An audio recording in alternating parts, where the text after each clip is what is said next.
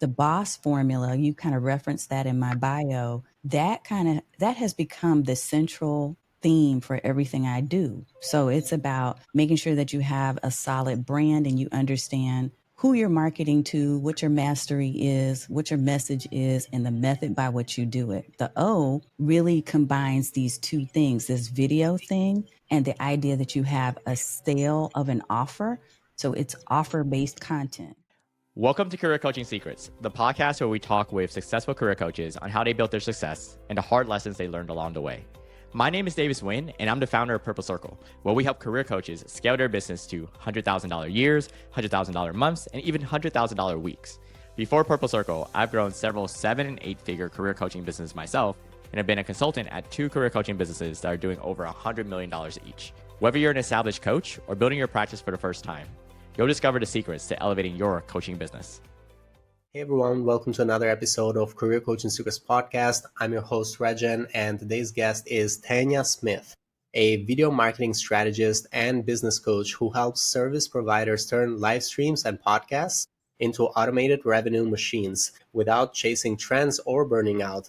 As the founder of Stream Like a Boss TV, Tanya blends over 15 years of coaching and digital marketing experience to guide coaches, consultants, and creators in building consistent, high-converting video content through her signature BOSS framework. She's known for her empowering, system-driven approach. Tanya equips clients, especially women entrepreneurs, with the confidence, clarity, and tech-savvy strategies to show up on camera, stand out online, and grow with ease and integrity. And it's a pleasure for me to have her on the podcast today. Welcome to the show, Tanya. Thank you for having me, Rexhen. Thank you for taking the time to come into our podcast. It's a pleasure to have you on. I want to know how your business got started. You have a mix of business coaching in it as well as video marketing strategy. So what inspired you to do this? This is the real story, okay? And I don't always tell this, but I did not see myself as a person who sold or who would ever own her own business. When I moved to the Dallas, Texas area, I was actually approached by a woman in a mall. I was shopping. I had a brand new baby, and she started talking about freedom, and she started talking about being around other women, feeling empowered, and making your own choices and decisions about how you work. What I didn't know is that she was introducing me into the cosmetic sales industry. And so I was excited and interested in the concepts, and I ended up, doing this thing as an independent beauty consultant for a little while, but it wasn't something that really filled my spirit. So, Rexhen, I ended up deciding, as a result of everything I was learning in that business, that I really, really, really had a desire to own my own thing. And I loved mentoring the women who were coming in under me. And I thought I need to carry this forward in a different way. And so that way became coaching. And because I have a human resources background on the corporate side of things, initially I started as a career coach. I thought I wanted to help women to be promoted in their career. But I kept having people ask me about how I was marketing my business and how was I able to actually use all this technology, because I've been very tech savvy for many, many years. And so that ended up converting into the marketing space, which eventually led me to where I am now, where I focus on video marketing. But I have always had a business strategy mindset and a love and a passion for helping people to really go beyond what they see themselves as initially, like to really feel empowered to grow and expand. So that's the long story.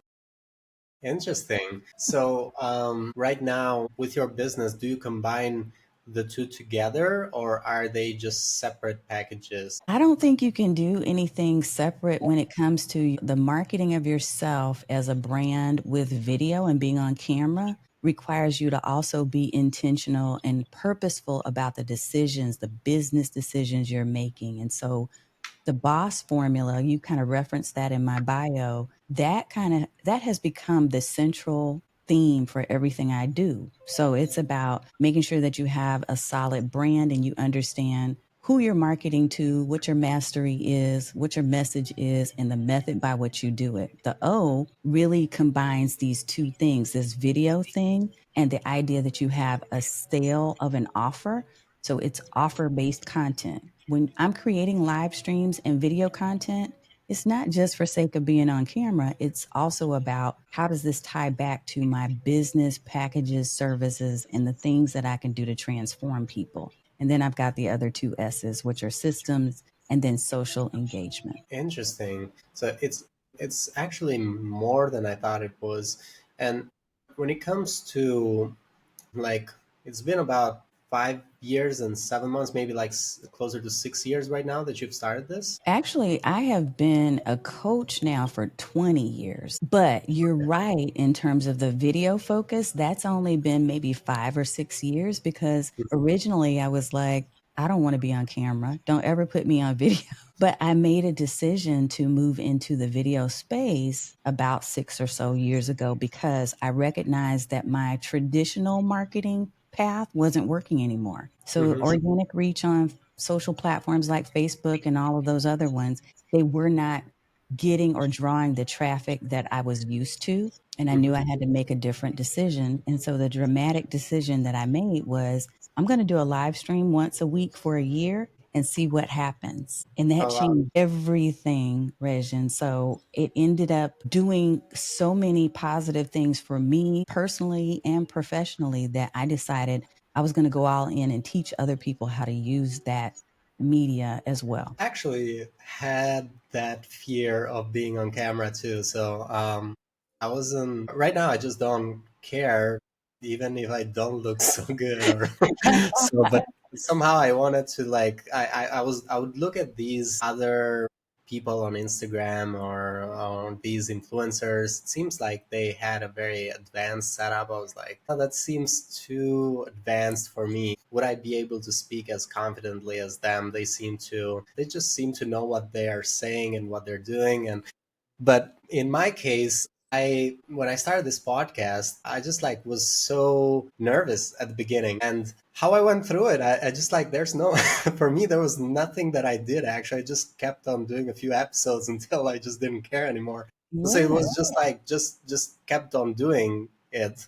Yes. Didn't do it well. Like if you look at the videos initially, they're way worse than they are right now. Not at your Right. level still, like they're okay. They're decent now. Mm-hmm. Yeah, it seems like after 100, right now we've done more than 100 episodes. So I just like feel more comfortable doing this, Mm-hmm. and I feel more comfortable also talking with strangers on the podcast. Mm-hmm. Uh, but to me, it's just like just kept on doing it, even though initially it was a little bit uncomfortable. And you know So what? That's the power of the consistency of showing up in the way that you need to, right? Because you build the confidence by building your competence. And the only way you can get more competent at something is if you do it over and over and over again. So just like you, when I started, using I was using really bad equipment. I was using the built-in webcam on my computer and it was pointing directly up my nose. Like there were all kinds of things that I would say, "Ooh," I would cringe at today if I were to continue to do it that way. But over time, you learn what works and what doesn't. And it sounds like that's the same thing for you. We just get better because we continue to show up. yeah, absolutely, totally agree. And sometimes it might even not well, at least from my perspective, because of the audience that I serve, is might not matter to me as much how good I look, let's say that, as much as like the actual conversations that we have. So I started paying less attention to it after a certain optimization. But Yes. yeah, I'd love to have that level that you have. That looks pretty nice, like the background and everything. But just like you said, and I'd like to get into that conversation as well. That is not everything. That Right. is a very important part of it. But yeah, that is something that I feel that might create a little bit of a hold for many people because they don't have the perfect background. They might not get started on it. So Mm-hmm. yeah, I feel like some coaches might have that issue. Yeah, but video Yeah. content is very powerful compared to the writing right now because of the AI, and it's so easy to write with AI, and Mm-hmm. you no longer know if the content that you're reading on LinkedIn is actually written by people or it's written by Yeah. AI. But at least the video is not that good with AI. It's been able to copy you and make Mm-hmm. you like know your voice and like even do you, but it's Mm-hmm. not as good, I feel, or at Mm-hmm. least it doesn't do podcasts yet from what I've Oh, from it what can I'm reading. do them. It can do the podcast, but you're right. I think that there's beauty in having that authenticity of really being on camera as a human to human having interactions, right? Our voices, the way that we reflect our expression of emotion and how we're just having this conversation right now and we're just, conversing this dialogue and it can go in any direction. You Yeah. can't get that from the robotics, from AI, right? AI Mhm. is doing a lot of amazing, wonderful things, but in the end, I think that there is definitely high value in standing out and differentiating yourself by really being the person who shows up, right? And so, yeah, I love video. I do now. I didn't before. Like I said, I was like, oh, don't put me on camera. But I love it now because I think of it as just another way to have conversations with people, to have like a coffee chat, but doing it on camera. So I see the people that are in the audience as a community, not just as someone who could buy my stuff, right? But people that I get to know and like and trust, and they do the same for me. Yeah, absolutely agree with that. So I wanted to ask you, and you touched upon this a little bit at the beginning. When it comes to marketing, what is working for you right now? What marketing channel do you feel is actually giving you the results? I'm going to say that that definitely continues to morph, but YouTube is my primary. YouTube, I'm always going to put content there because, at least in this moment, Google is still the largest search engine. So if people are looking to find me and to find what I talk about, my live streams that I do every week, they are primarily going to be on the YouTube space, but I'm also engaged with Substack now. And Substack has opened up a whole new opportunity for an audience that otherwise I never would have met, because a lot of people there are folks who have left some of the other mainstream social media platforms because they're looking for something different and they're tired of the same old thing. They're tired of the algorithm not showing them content they want to see. And Substack has given us an opportunity to leverage video plus text plus audio if you want to do your podcast there. So it's giving people an expanded way to communicate and to share your marketing, but still in a way that feels authentic, where you're creating connections and community with people who you never would have seen. There's so many people I've met there that I never would have connected with on LinkedIn or Facebook or anywhere else. So yeah, those two are my primaries right now, Substack and YouTube, but primarily YouTube because I know there's longevity there. If somebody watches a video 2 years from now that I did, today, that's a win. Yeah, yeah, absolutely. And so for Substack, I'm not on it, so I don't know much about it. Do you feel like it's good because it's new, or is just built in a way that it's not likely to fail like some of the others? Not that the others have failed, but it's just like the algorithm has gotten not as generous, let's say, Yeah. anymore It's organically. not as generous. Here's what I'm going to say to that. This is my answer, and I told you I have to be honest and transparent because I can't be any other way. What I would say is that the goal should not be to select a specific platform, really. The goal should be algorithm independent and platform proof. By that, what I mean is I don't create my content for any of these platforms. Yes, when I say primarily, this is where I'm going to target and store my content, sure. But I want my content to be my own content. So what I need to do is make a correction and say, first and foremost, you need to have it housed on your own space. We have to stop thinking like we're renters of land, and we need to become landlords of our own content. So it's going to be on my blog, my domain, on my website. Priority is that first, but then I'm going to leverage tools like email, right? And Substack and YouTube combined to get the audience visibility that I want. But I get to nurture the community that I'm building through the email process. Those other things are just putting me in front of traffic that already exists. But I don't think about the platform being first. I think about what is it that I'm passionate about and what I want to talk about, and who is the audience I want to reach. Now let me position myself so they can find me. Interesting. You bring out a very good point that you got to be platform independent, because there's a lot of coaches right now that are kind of dependent on LinkedIn. Like LinkedIn, for many career coaches, executive coaches, leadership coaches, is the platform. It does make sense because that's where the audience is. But it's very important to have that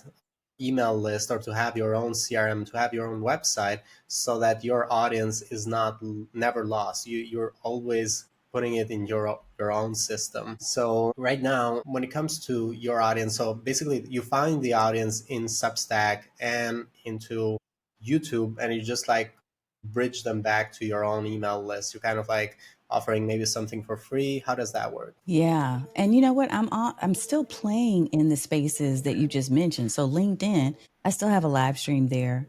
I have a Mhm. newsletter there. Same thing Facebook, same thing even TikTok, which is not my favorite, right?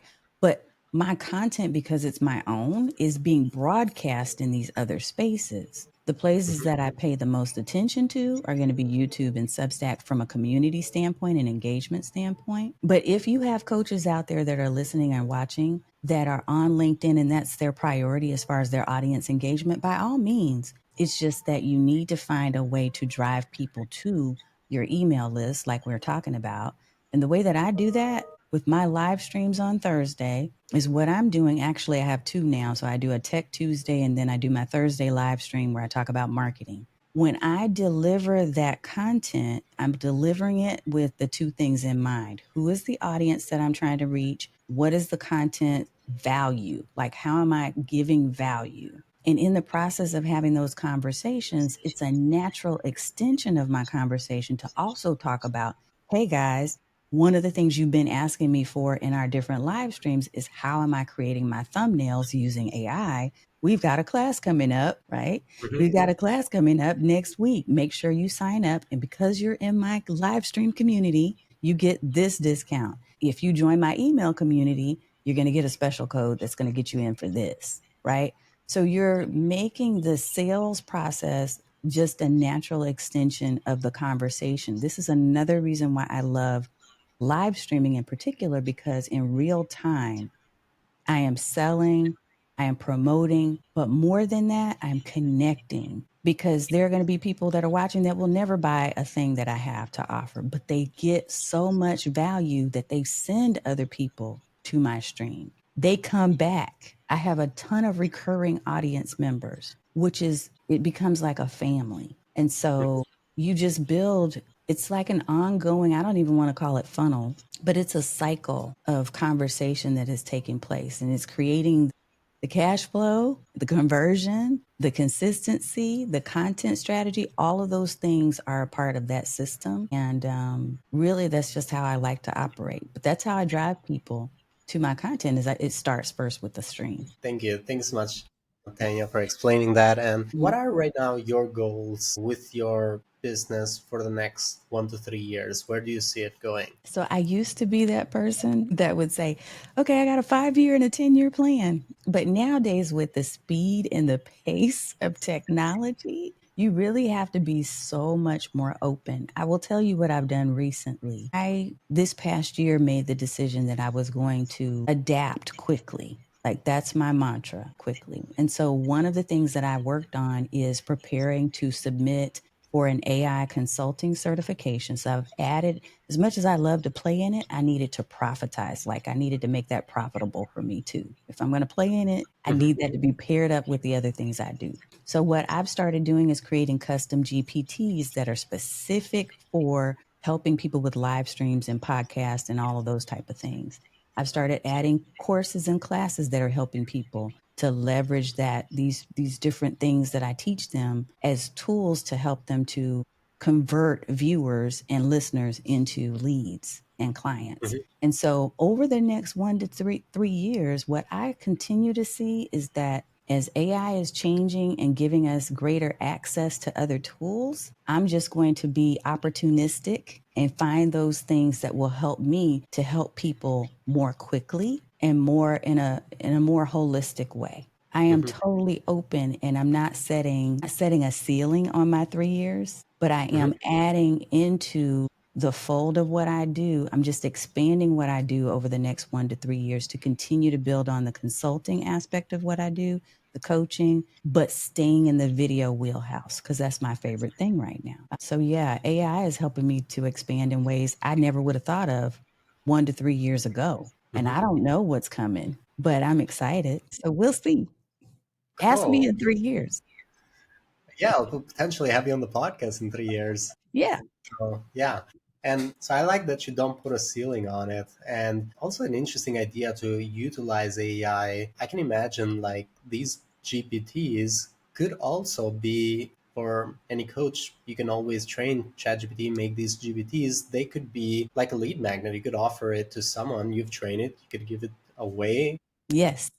as and ask for their email, and that way they don't have to just be in that platform. You also have their email, and yeah, cool. That's what So I'm doing right now, as a matter of fact, because I have a class that's coming up where we're talking about making sure that you can create branded visuals for your thumbnails and for your podcast covers and that type of thing. And so what I did is I created a custom, it's called a pickaxe, because that's one of the companies that I use to build these custom bots. And I've created a lead magnet that allows people to enter in answer a few questions, and it comes up with a mood board for them, giving them colors and style and that type of thing. So they can bring that with them, that information with them to the class.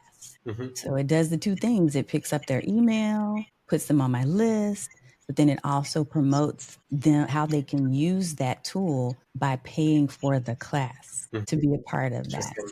Yeah. Interesting. That's a very good funnel, well thought, and thank you for sharing it You're as welcome. well. Now, I can imagine there has been throughout the years many investments that you've done in your business. What have been some good investments that you feel very proud about, that they actually made a difference or had a good return on those investments? I would say that it's my core systems, right? So one of the core systems, for instance, that I have is a booking tool called TRAFFT, TRAFFT. And that was an excellent investment because it allows me to free up this whole back and forth thing that people do with time so that I can create dedicated service pages according to what the person is asking me to meet for, right? That way they can simply go in there and choose, hey, this is the time and date that I want, and they get the sequence of different emails and reminders, and then we get together, and then it has follow-up. So that also Go High Level, because Go High Level has the CRM. It's got a calendaring system if you want to use that, but Go High Level has been amazing because it has just about everything I need for my business. That's been a huge win for me. Yeah. And compared to, because we also use Go High Level, we really like it. Compared to other CRMs, it's also not that expensive. Like if Right. you compare it with HubSpot, that is like 10 times, maybe, I don't know, 20 times more expensive Yeah. than Go High Level. And when it comes to the level of support, you still get that support. It's fairly easy to use once you get a hang of it, but Mm-hmm. it can do so many things when it comes to automation, which is very important for many coaches that want to get that admin work out of their hands. You could Mm-hmm. always use a level. We really recommend it. And yeah, thanks for sharing all of this. Now, I wanted to ask you, when it comes to challenges, what is a challenge right now in your business that you're trying to solve for next? Where do you see the bottleneck? For me, the bottleneck, honestly, is, and this is something I think people will be able to relate to, it is the outsourcing thing. Because I find myself categorizing every task into 3 buckets. Either I'm going to act on it, I'm going to assign it, or I'm going to automate it. I always default to act or automate. And I have to get better at delegating and assigning, because all of these different automation tools, they're great. But if I still have to manage and maintain them, that's not freeing up my time to do what I'm meant to do, which is to generate the revenue and to have the direct contact with my clients. So yeah, that's a challenge for me, as I know it is for a lot of people, is to be able to give away work that you need to give away because you can't do it all. So right now you don't have a team that's helping you out? Right now, I am a one-woman team in this moment. I have had team members, and I've had to make some adjustments over the past couple of quarters simply because I also have very high standards. So finding and delegating to someone that you trust is going to carry forward the way that you work and your ethics. It can be tough, but it's something that I have to do. So yeah, that's been my challenge. Absolutely. And having high standards, nothing wrong with having high standards. I feel like that's just what you want to be able to deliver to your clients. They have a high standard when they're hiring you, so you got to have a high standard when you're delivering. So that That's makes a right. lot of sense. So yeah, thank you for sharing that. It's usually not the most common challenge that comes up when it comes to delegating, because a lot of coaches that I interview actually, just like you, do the work, most of them by themselves, or have just like a VA or like a virtual assistant. So that doesn't come up too often, but at least you are thinking about it proactively. And yeah, thank you so much for sharing that. Now, I wanted to ask you the final question, which is, what advice would you like to give to other coaches? Now, there's going to be career coaches, executive coaches, leadership coaches, life coaches who are trying to scale their impact. One of the pieces of advice is the same advice I'm giving myself, which is you must learn to delegate. Like identify those tasks and things about your business. Because I'm great at putting together SOPs, standard operating procedures. I'm great at identifying workflows. And I think that's important if you're trying to scale. You need to know what are the recurring and repetitive tasks that are going to get you to the solutions that you need for your business day to day, week to week, and month to month, right? So that you can reach the goals that you've set for yourself from a monetary standpoint. But then once you've identified those tasks and you know what those SOPs are, you've got to put the right people and systems in place. I think that's the most important thing when it comes to scale. So the people and the processes, and how do you make sure that those are working together to help you to reach your goal? Thank you. Thank you so much, Tanya. Thank you for that advice. And thank you for taking the time to come into our podcast today. For anyone who wants to connect with you or reach out to you, they can go into LinkedIn, Tanya Smith. They can go into your website, streamlikeaboss.tv. Where else would they be able to find it? There's YouTube, and also, what was it, the other social media There's that a I don't know? lot. Okay, so here, I'm going to give you one link, and this will lead people wherever they want to go. And it's streamlikeaboss.tv/links. And Okay. on that page, you can go to LinkedIn, you can go to YouTube, you can go to Substack, wherever you want to connect. That will give you your happy place. Thank you. Thank you so much for sharing that. Yeah, we'll put that also into the description so people can find it. But yeah, thank you so much for today. I really enjoyed our conversation. I did too. Thank you. That's it for this episode of Career Coaching Secrets. If you enjoyed this conversation, you can subscribe on YouTube, Spotify, Apple Podcasts, or wherever you're listening to this episode to catch future episodes. This podcast was brought to you by Purple Circle, where we help career coaches scale their business to $100,000 years, $100,000 months, or even $100,000 weeks, all without burning out and making sure that you're making the impact and having the life that you want. To learn more about our community and how we can help you, visit joinpurplecircle.com.